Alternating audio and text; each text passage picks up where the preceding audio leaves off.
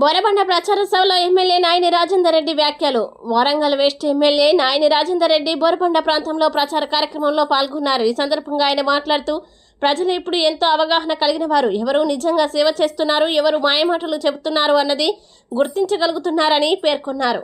ఎలక్షన్లో భాగంగా బోరబండ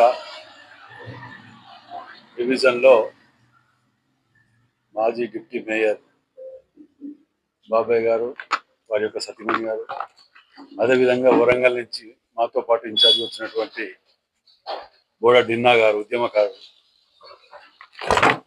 మరియు మీ ఇక్కడికి వచ్చిన మీ అందరికి కూడా పేరు పేరున నమస్కారాలు. వెస్ట్ ఎమ్మెల్యేని మరి ప్రచారంలో భాగంగా ఇక్కడికి రావటం జరిగింది.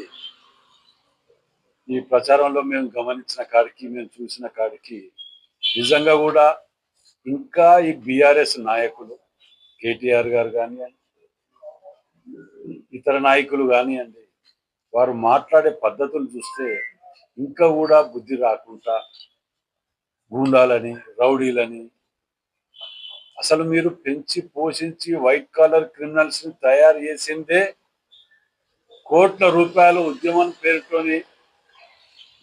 పేరుతో అధికారంలోకి వచ్చి ఉద్యమకాలను విస్మరించి కోట్ల రూపాయలు దుండుకొని వైట్ కలర్ క్రిమినల్స్ ని తయారు చేసిందే మీరు.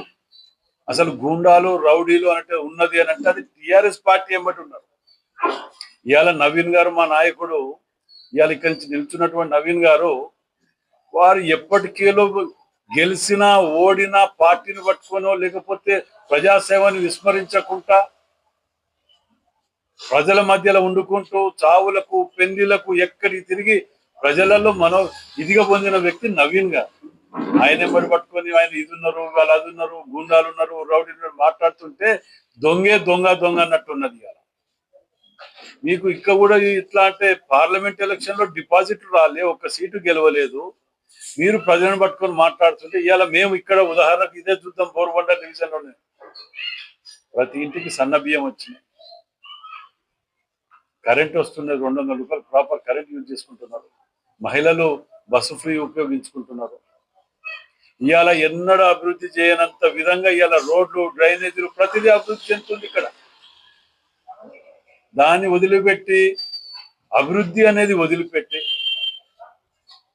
ఏదో నోటికొచ్చేట్టు మాట్లాడి మేము దాటేసుకుంటూ పోతాం, మేము మళ్ళా ప్రజలను మాయ మాటలు చెప్పి మోసం చేస్తామని అంటే ప్రజలు నమ్మే పరిస్థితిలో లేరు.